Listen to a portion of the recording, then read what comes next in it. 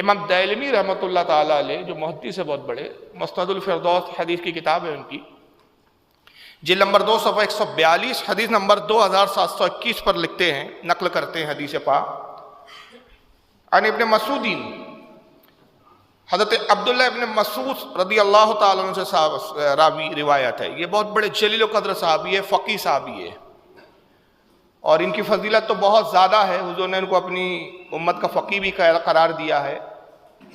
مگر ایک اتنی عظیم فضیلت ہے حضرت عبداللہ ابن مسعود رضی اللہ تعالیٰ عنہ کی کہ جو کسی اور صحابی کو میسر نہیں ہے۔ سرکار نے عبداللہ ابن مسعود کو فرمایا کہ عبداللہ ابن مسعود میری امت کا وہ صحابی ہے، وہ شخص ہے کہ عبداللہ ابن مسعود میری امت کے لیے جس چیز کو پسند کر لے اللہ تعالیٰ بھی اسی کو پسند فرما لیتا ہے۔ ان کی پسند اللہ کی پسند ہے۔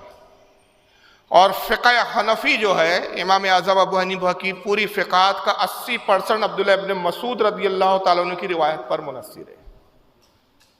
اپنے وقت کے فقیہ صحابی ہے، ان سے روایت ہے، کہتے قالا، وہ کہتے ہیں حب آل محمدین یوما، ایک دن کی محبت اہل بیت کی، ایک روز اہل بیت کی محبت کا اظہار کرنا، ایک دن اہل بیت کی محبت میں گزار دینا، خیر من عبادتی سنتین، کہتے ہیں کہ ایک سال پورے ماہ